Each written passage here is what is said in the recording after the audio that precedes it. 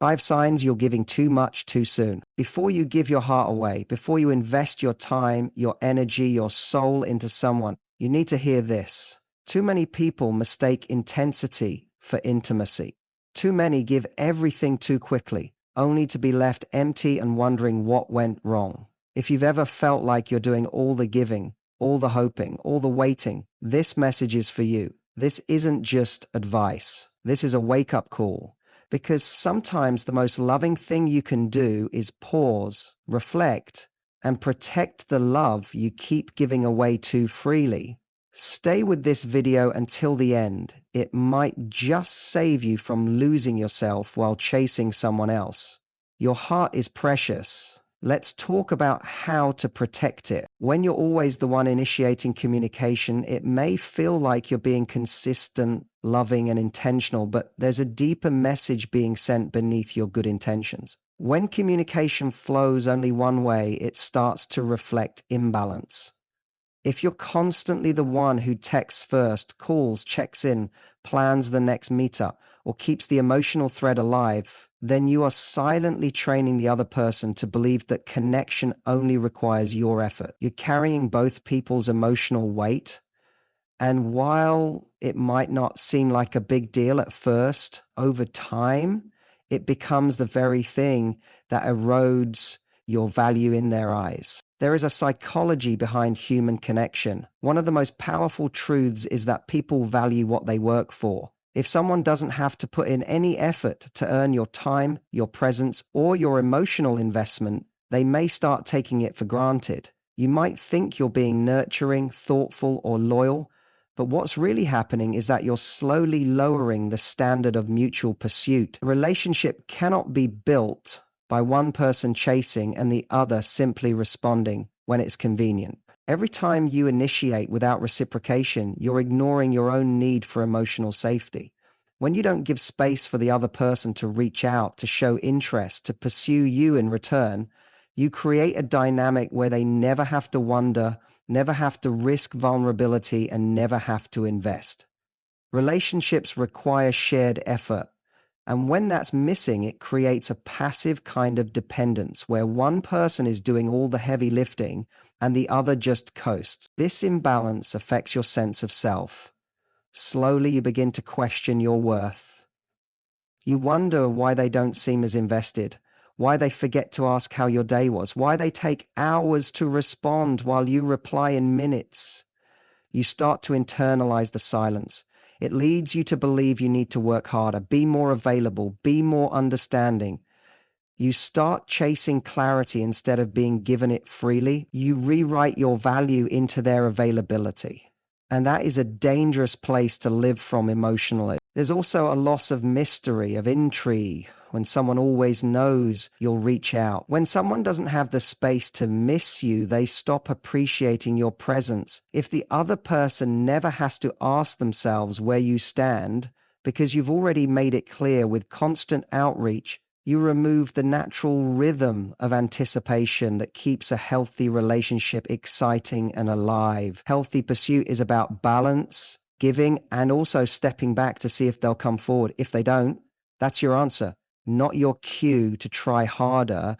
Being the consistent one isn't a flaw. It's a beautiful strength when paired with mutual effort. But when it's one-sided, it becomes a silent pattern of self-abandonment. It communicates to the other person that your time and energy come with no requirements. But your heart is not a free-for-all. It deserves intentionality, not convenience. You are not a placeholder for someone else's boredom. You are not a side character in someone else's emotional story. You are the main character in your own. When someone is truly interested, you won't have to remind them to talk to you. You won't have to keep proving that you're worth showing up for. The right people won't need to be chased. They'll meet you halfway. Getting emotionally attached before a commitment is one of the most common but dangerous patterns in modern relationships. It often starts subtly.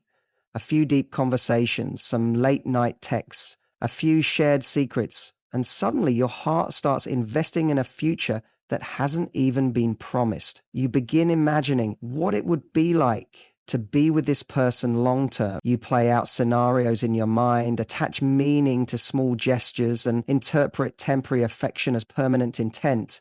But the harsh truth is, emotional attachment before commitment often leaves you vulnerable to heartbreak, confusion, and emotional instability. When you're emotionally ahead of someone, you begin to fill in the blanks with your desires rather than their actions. You assume that just because they smiled a certain way, made you laugh, or showed a brief spark of interest, that they feel the same depth that you do. But in reality, feelings without clarity are just assumptions.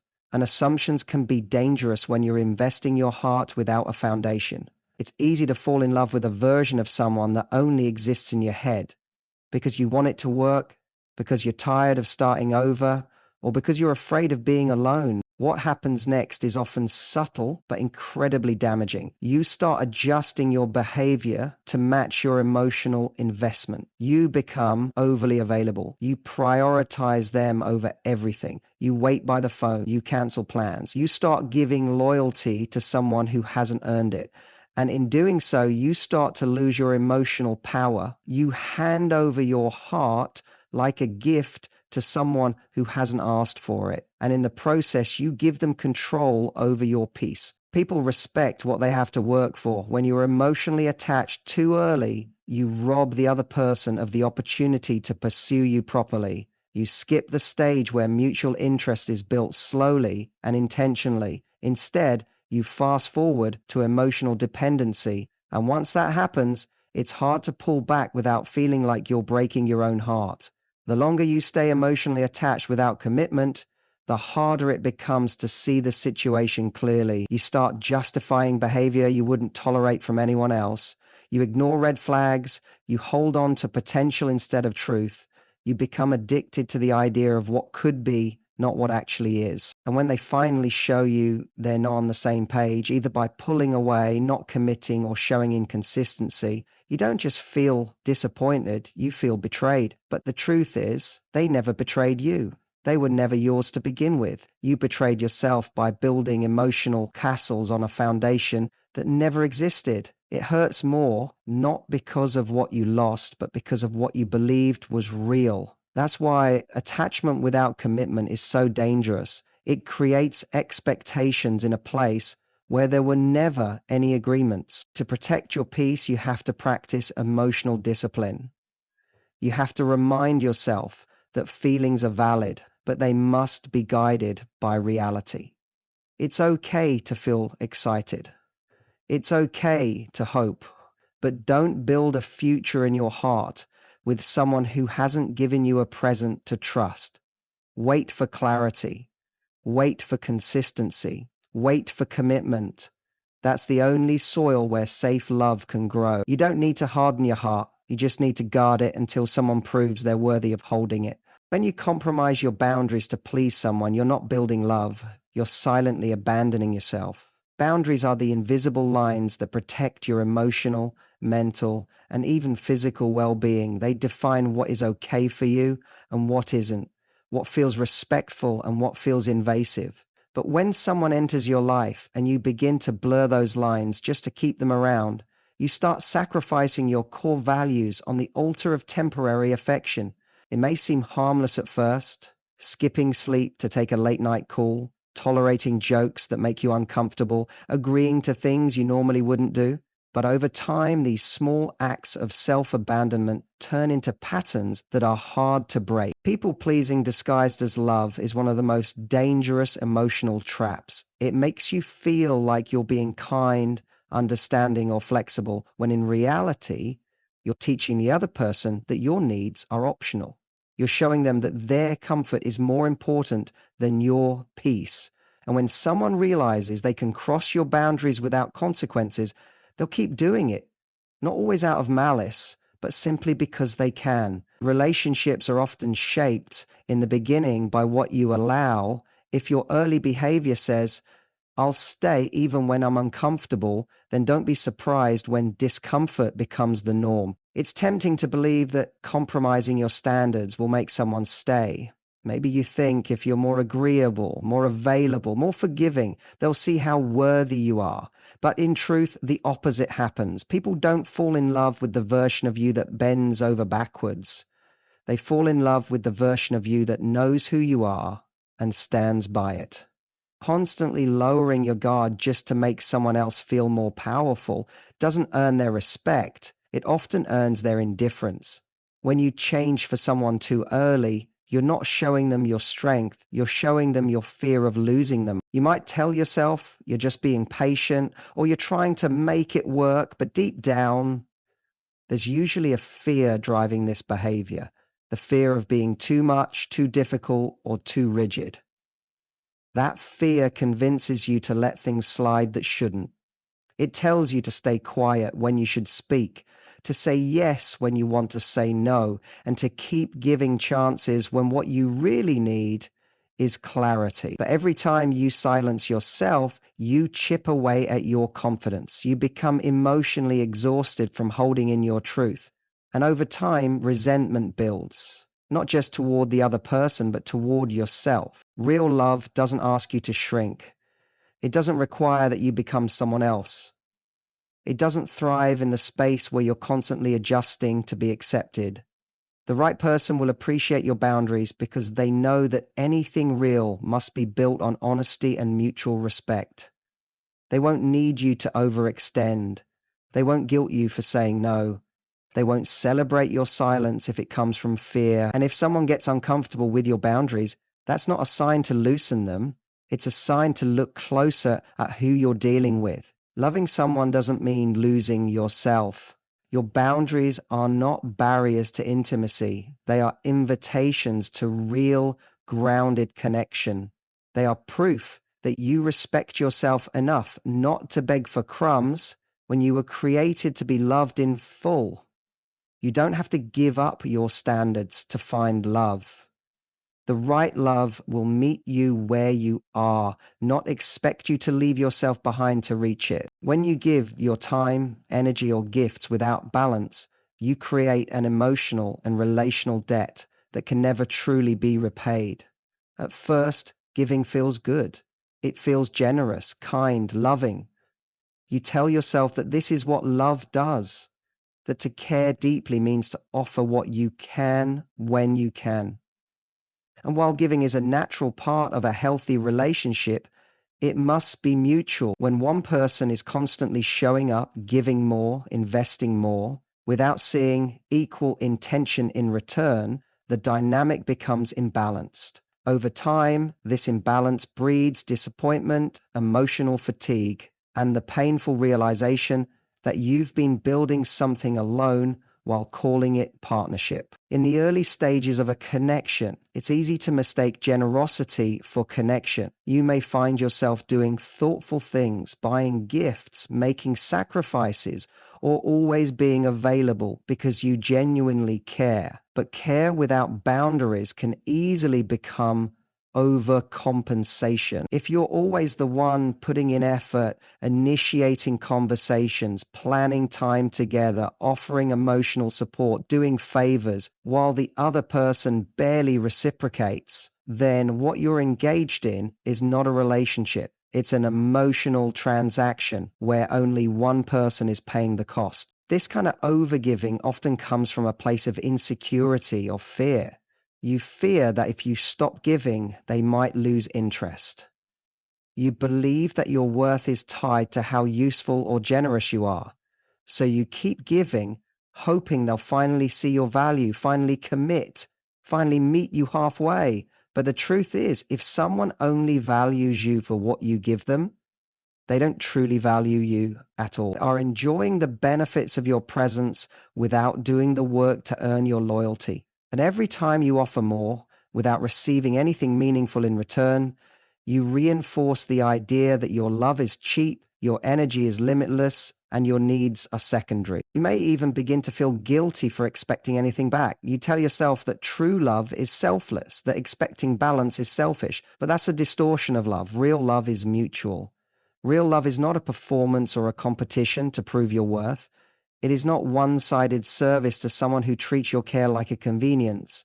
True connection is built when two people meet each other with equal intention, equal investment, and equal respect. When those elements are missing, you are not in love, you are in pursuit. Over time, overgiving leads to resentment. You begin to notice how little they do in return. You feel unappreciated, unseen, or even used. You begin to question why you ever gave so much in the first place. And by the time the resentment sets in, the relationship already feels hollow because what you were building was never truly supported from the other side. The hardest part is that you may have convinced yourself that love was growing, when in reality, it was only being sustained by your effort alone. Getting is beautiful when it flows from a full heart and is met with equal gratitude. But when giving becomes a survival strategy, something you do to keep someone close or earn their affection, it becomes a form of self-neglect. You don't have to earn someone's love with your sacrifice. You don't have to keep proving your worth through action after action. If someone can't show up for you with the same heart you show up for them, then your giving is not building connection. It's masking the absence of it. Real love shows up. Real love gives back. You deserve balance. You deserve reciprocity.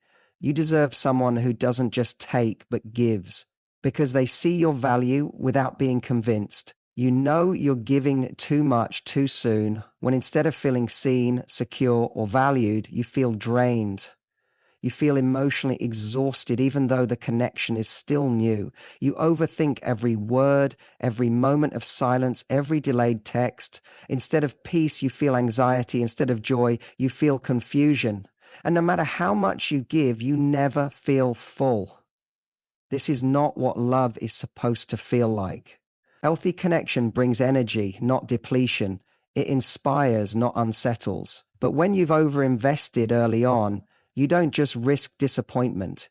You begin to lose your emotional clarity. When you pour your heart into someone before trust, time, and mutual effort have had a chance to take root, your emotions start running the show.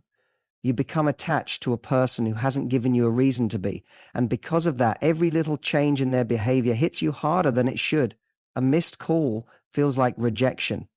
A short reply feels like abandonment. You become addicted to their validation and devastated by their distance. That emotional roller coaster isn't love. It's emotional imbalance created by premature attachment and unequal effort. There's also a growing silence inside of you. You don't speak up as much as you used to. You fear asking questions or expressing your needs because you're afraid of being too much or too needy, so you settle for less than what you want. You start pretending that everything is fine even though you're hurting. You convince yourself that if you just hang on a little longer, things will get better. But it never does, because the truth is, you're the one keeping the connection alive. You're giving more than what's healthy, and it's showing in how emotionally empty you feel after every interaction. You may not even recognize yourself anymore. The person who used to be grounded, confident, and in control now feels uncertain, anxious, and desperate for reassurance. You feel like you're constantly auditioning for someone else's approval. That's not love, it's survival, and it's not your fault. You're human. You want to connect. You want to be loved. But you've mistaken effort for connection. And in doing so, you've poured your energy into a container that has holes at the bottom. No matter how much you give, it never fills. And eventually it leaves you emotionally dehydrated. The worst part is when the other person doesn't meet your level of giving, you don't see it as a sign to step back. You see it as a sign to give more. You believe that if you just try harder, love better, or wait longer, they'll change. But what really happens is that you dig yourself deeper into emotional burnout. You become a version of yourself that is tired, sad, and quietly suffering. You go to bed wondering what more you can do instead of asking yourself whether this person even deserves what you're already doing. Love shouldn't make you feel like you're losing yourself. Love shouldn't cost you your peace. If you feel more tired than treasured, more anxious than secure, more used than appreciated, then something is off. You were never meant to chase love like it's running away from you. You were meant to walk alongside someone who meets you where you are, gives what you give, and brings peace instead of confusion. Giving should feel good. Giving should feel right. And when it doesn't, when it leaves you empty instead of whole, that's your heart telling you to pull back, protect your energy, and realign with the kind of love that doesn't require you to constantly prove you're worthy, because you already are. When you give too much too soon in a relationship, you're not expressing love. You're offering pieces of yourself without knowing if the other person is ready or willing to hold them with care. Every sign we've explored is a gentle nudge from your spirit, reminding you to honor your worth, guard your peace, and allow love to grow in balance. Relationships aren't meant to be one-sided efforts or emotional sacrifices made in silence.